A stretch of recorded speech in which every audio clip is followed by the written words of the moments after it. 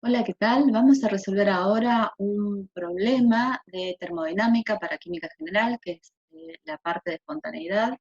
Vamos a ver cómo calcular la variación de la entropía para distintos procesos de un gas ideal.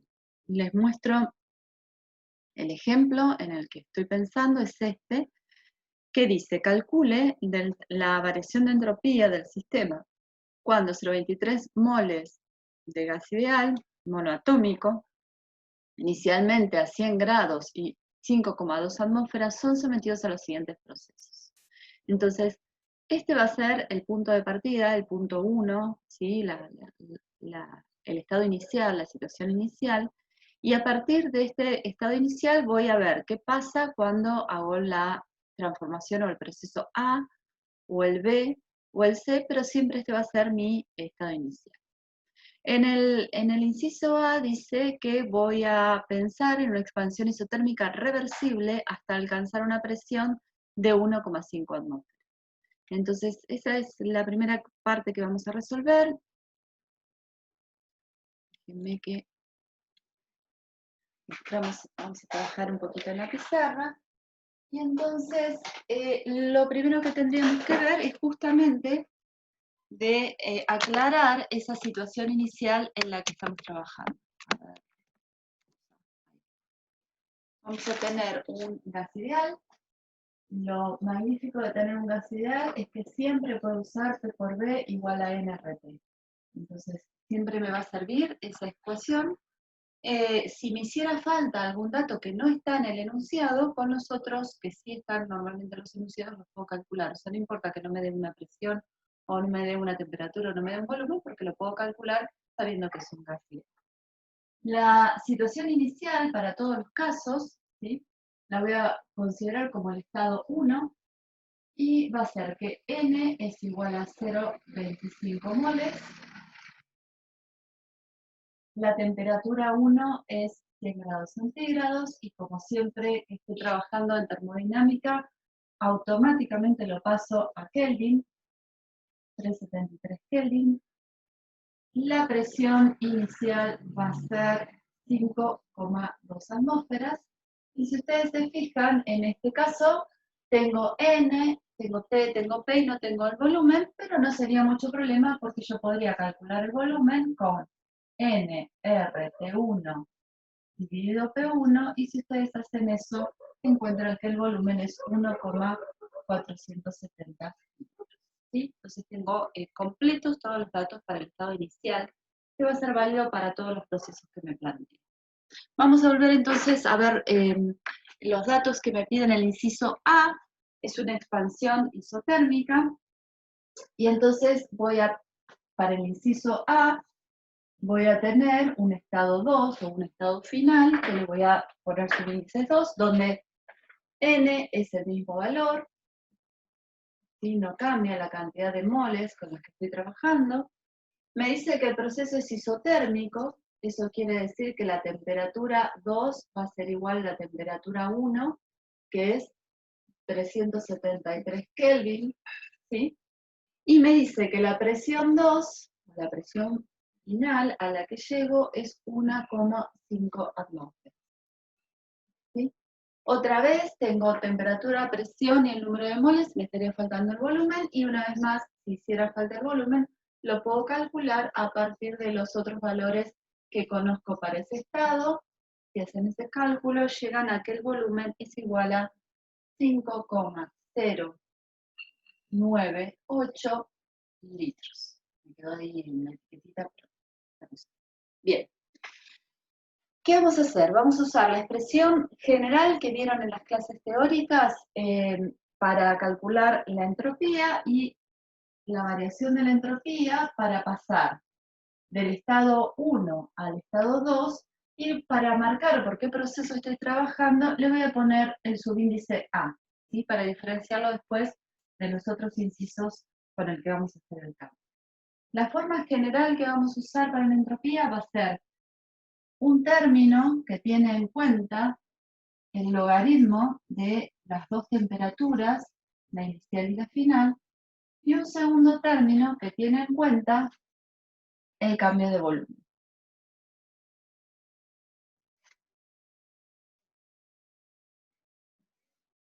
¿sí?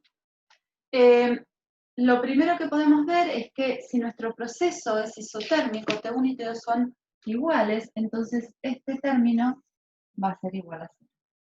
Y me voy a quedar solamente con este.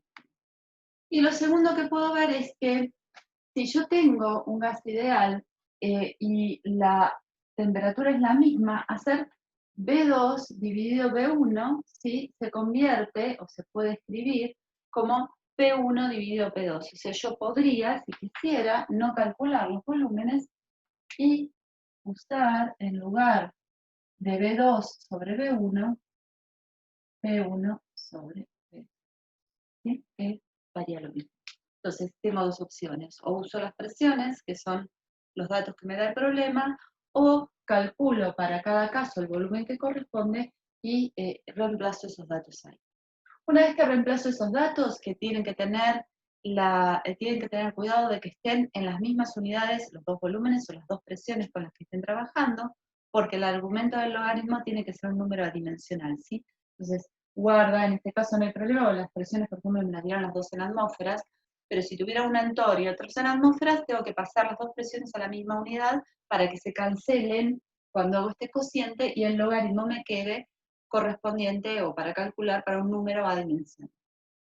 R tengo dos opciones. Fíjense que si yo voy a usar R para calcular el volumen, uso 0,082 litro atmósfera sobre Kelvin mol. Y acá podría también usar litro atmósfera sobre Kelvin mol, pero obtendría un valor de la variación de entropía en litro atmósfera sobre Kelvin, que si bien no está mal, no es la unidad más adecuada cuando empezamos a trabajar con magnitudes que están directamente relacionadas con la energía.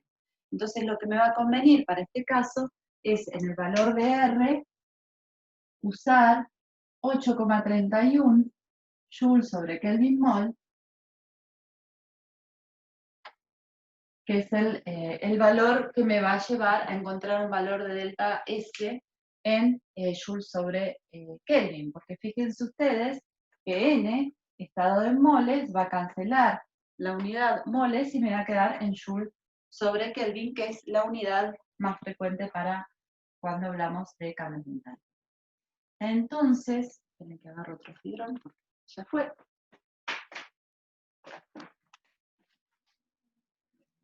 ¿Ah? Este para el proceso A, con esa ecuación y esos datos, a mí me dio 2,58 joule sobre Kelvin. ¿Sí? Si no les dio ese valor, se fijan, revisan los datos, revisan los números y por las dudas me avisan porque también puede ocurrir que yo me haya equivocado. Un comentario, en este ejercicio no lo pide, pero en otros ejercicios similares suelen hablar de el cálculo de el cambio de entropía para el entorno. Cuando tengo que hablar del cambio de entropía para el entorno, el dato más relevante para este tipo de procesos es saber si el proceso es un proceso reversible o no. Si el proceso es un proceso reversible o estoy en una situación de equilibrio, lo que voy a saber es que el delta S del universo tiene que ser igual a 0.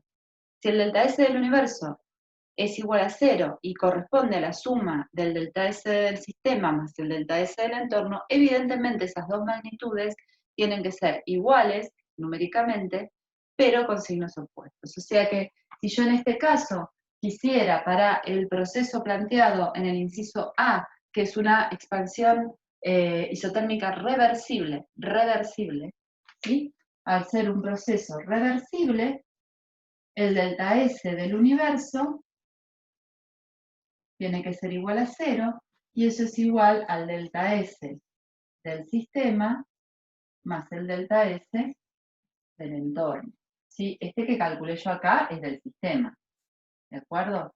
Entonces podríamos decir que para este proceso el delta S del entorno tendría que ser igual a menos 2,58 joules sobre Kelvin. Es una aclaración nada más, aunque no estaba en el ejemplo original. Vamos a ver ahora la parte B. ¿Sí? ¿Se acuerdan que era como un ejercicio con 3 incisos? En la parte B, ¿sí? me habla de una compresión isotérmica contra una presión constante de 8 atmósferas. Entonces, en el primer caso tenía una expansión reversible y ahora voy a tener una compresión y esta compresión es irreversible porque es contra una presión externa constante, ¿sí? Entonces, lo que vamos a hacer es empezar o plantear la misma idea principal, ¿sí? Vamos a dejar en el pizarrón lo que corresponde al estado inicial, que es el mismo. Lo que va a cambiar es el estado final. Vamos a dejar esta parte de acá. La ecuación general que vamos a usar es la misma.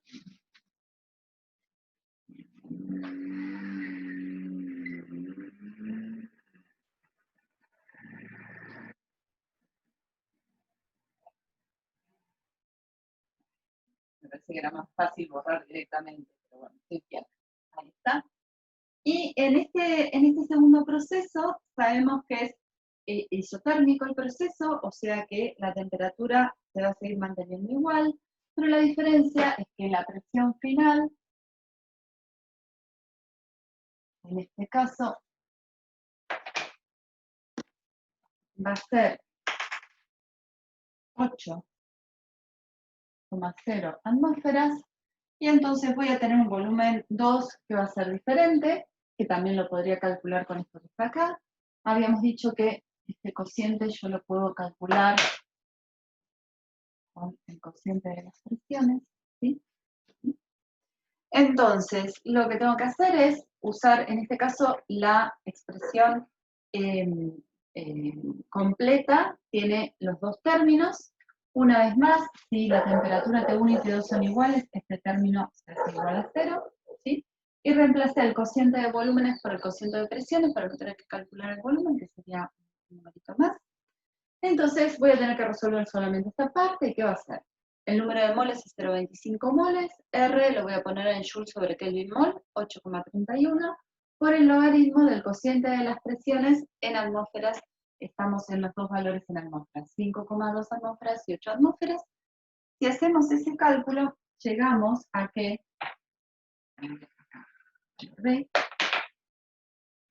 segundo proceso, llegamos a que la variación de entropía para el proceso planteado en el enunciado I sobre es menos 0,89 Joule sobre G. ¿Sí? Si yo quisiera una vez más calcular qué pasa con el delta S del entorno, acá tendremos que pensar un poquito más, porque este proceso es un proceso, B,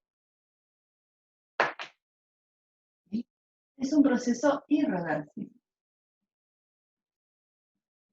Entonces, esperaríamos que el delta S del universo, como el proceso es irreversible, el delta S del universo debería de ser mayor que 0. ¿Sí? Eso es el criterio de espontaneidad que conocemos o que estuvimos revisando en las clases teóricas. Entonces, para hacer este cálculo, yo lo que necesito saber, ¿sí?, es cuánto es el delta S del entorno. Para saber cuánto vale el delta S del universo, necesito saber cuánto vale el delta S del entorno. Para calcular el delta S del entorno, necesito conocer el calor que se libera o que se absorbe, el calor involucrado en el proceso irreversible, ¿sí? Entonces, en este caso, voy a calcular el calor para mi proceso irreversible, ¿sí?, que por tratarse de un gas ideal, ¿sí?, voy a ver que la energía interna del sistema depende solamente de la temperatura. Entonces, si solamente depende de la temperatura y la temperatura no cambia, la variación de energía interna va a ser igual a 0. Y entonces voy a poder escribir el calor irreversible igual al trabajo irreversible. Y acá se tienen que acordar de lo que estuvimos viendo en Introducción a la Química. ¿Cómo calculo el trabajo irreversible? Contra una presión externa constante. Voy a necesitar la presión externa constante a la que estoy trabajando y multiplicarlo por la diferencia de volúmenes. ¿Sí? Con eso voy a obtener el valor del trabajo reversible. Fíjense que el volumen 2 no lo calculé, pero lo tengo acá. Sí, acá lo calculé. Es 0,956 litros. ¿Sí? Entonces, el volumen 2 lo puedo calcular porque tengo la temperatura y la presión y el número de moles, y es un gas ideal. El volumen inicial lo tengo también para calcular a partir de los datos del estado inicial. La presión va a ser 8 atmósferas, que es la presión final, y entonces con esto yo puedo calcular un valor para el calor irreversible, ¿sí?, involucrado en ese proceso, y esto es para el sistema, y ese valor me da menos 416,87 joules. ¿Sí? A ver. Una vez que yo tengo el calor irreversible del sistema, voy a decir que ese calor, que es un calor con signo negativo, que significa que el sistema está perdiendo calor, está perdiendo energía, esa energía que pierde el sistema va a ser energía absorbida por el entorno. Entonces voy a poder decir que para el entorno, ¿sí?, el calor va a ser igual, pero con el signo contrario. O sea, lo que pierde el sistema lo absorbe el entorno. Si ese es el calor que absorbe el entorno, voy a poder calcular la variación de entropía correspondiente al entorno, porque sé a qué temperatura estoy trabajando. Entonces, voy a calcular el delta S del entorno con el Q del entorno dividido la temperatura. O sea, 416,87 dividido los 373 Kelvin, que sé que es la temperatura a la que ocurre el proceso, y eso me da, déjenme que mire acá los números, 1,12 joule sobre qué. ¿Sí? Una vez que yo tengo el valor de la variación de entropía del sistema y el valor que corresponde a la variación de entropía del entorno, puedo calcular la variación de entropía para este inciso, que es el inciso B, para el universo, como la suma de los dos aportes, el del sistema más el del entorno, y entonces eso va a ser menos 0,89 joules sobre Kelvin más 1,12 joules sobre Kelvin, me va a dar igual a 0,23 joules sobre Kelvin, que como dijimos, es un valor mayor que 0, lo que me estaría indicando que realmente es un proceso espontáneo, que es lo que corresponde para el proceso que estoy planteando, que es un proceso irreversible. ¿Sí? Bien, vamos entonces al punto C. En el punto C, ¿dónde estás? Acá.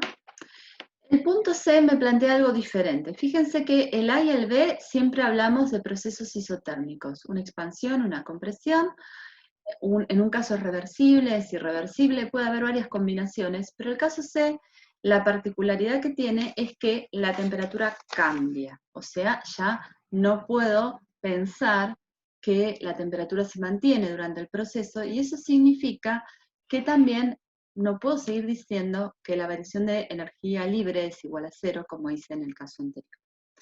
Entonces, sí, lo que puedo saber es que el proceso es isobárico, o sea que lo que sí se mantiene es la presión. Y lo que vamos a mirar es que de todo lo que tenemos escrito acá, tenemos que cambiar algunas cosas. Vamos a borrar esto de acá.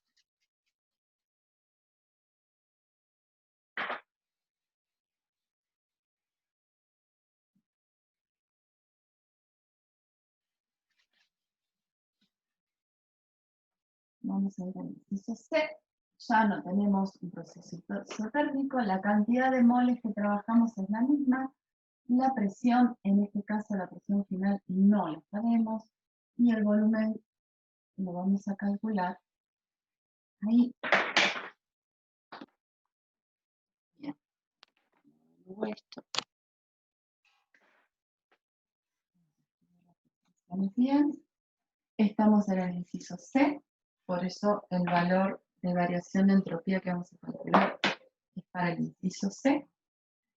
El número de moles es el mismo. La temperatura, en principio, no la sabemos, no sabemos cuánto es la temperatura, pero la vamos a poder calcular porque sabemos que es igual a P por B sobre NR. ¿De acuerdo? Si sabemos que la presión es igual a la presión inicial, porque me dicen que el proceso es isotérmico, o sea que la presión es 5,2 atmósferas, tanto al inicio como al final del proceso, y el volumen se duplica, eso quiere decir que el volumen 2 es 2 veces el volumen 1, ¿sí? Podemos hacer directamente la cuenta, eso me da, cuando lo anoté, bueno, queda directamente. Bien, entonces, como sé el volumen y la presión, puedo calcular la temperatura 2, eso a mí me dio 746 Kelvin. ¿Sí? Entonces tengo la temperatura, tengo la presión, tengo el volumen y tengo la expresión completa para trabajar. Lo que tengo que hacer es reemplazar en cada uno de los términos. El N sigue siendo el mismo, 0,25, en los dos términos va a ser lo mismo. La capacidad calorífica volumen constante en el enunciado me aclara, y en realidad para todos los gases ideales vamos a suponer una de los postulados justamente para considerar un gas como ideal es considerar una masa puntual.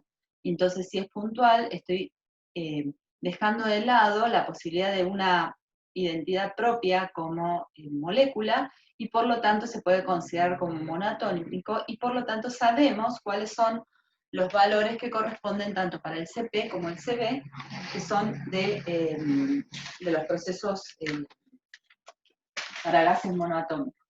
¿Sí? O sea, sabemos que el CB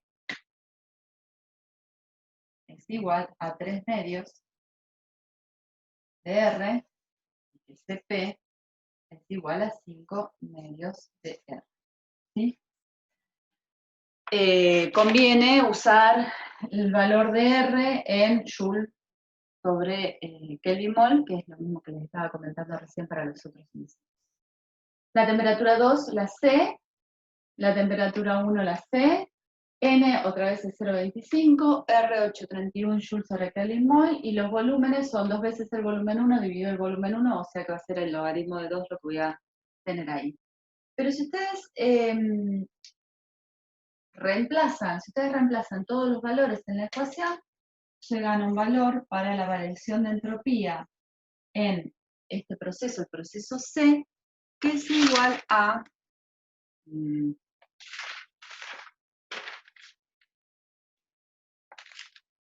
acá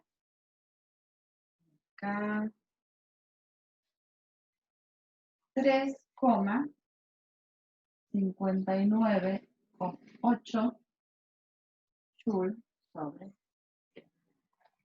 Bien, acá les quiero comentar algo, que como el proceso ocurre a presión constante, ¿sí? Yo puedo escribir el volumen en función de la temperatura. O sea, yo puedo escribir el volumen 2 sobre el volumen 1, ¿sí? Como el N, R, T2 dividido P sub 2 por N, R, T1 dividido P sub 1. N y R son iguales, y como el proceso es isobárico, las presiones también son iguales, y entonces esto lo puedo escribir también como T sub 2 sobre T sub 1. ¿Sí? Y miren ustedes que si Miramos entonces así la expresión. Tengo un término que tiene n y logaritmo de t sub 2 sobre t sub 1, más un término que tiene n y el logaritmo de t sub 2 más dividido t sub 1. Entonces eso lo puedo sacar factor común. Si yo saco eso factor común, ¿sí? ¿Qué me queda para sumar? Me queda CB y R. Me queda N por CB más R por el logaritmo de T sub 2 sobre T sub 1. Y si ustedes miran los valores que corresponden para un gas monoatómico, para CB y CP, esto es 3 medios de R, esto es 5 medios de R. La diferencia que hay es 2 medios. 2 medios de R, 2 medios de R es R. O sea que esto que tienen acá, en realidad es P sub P.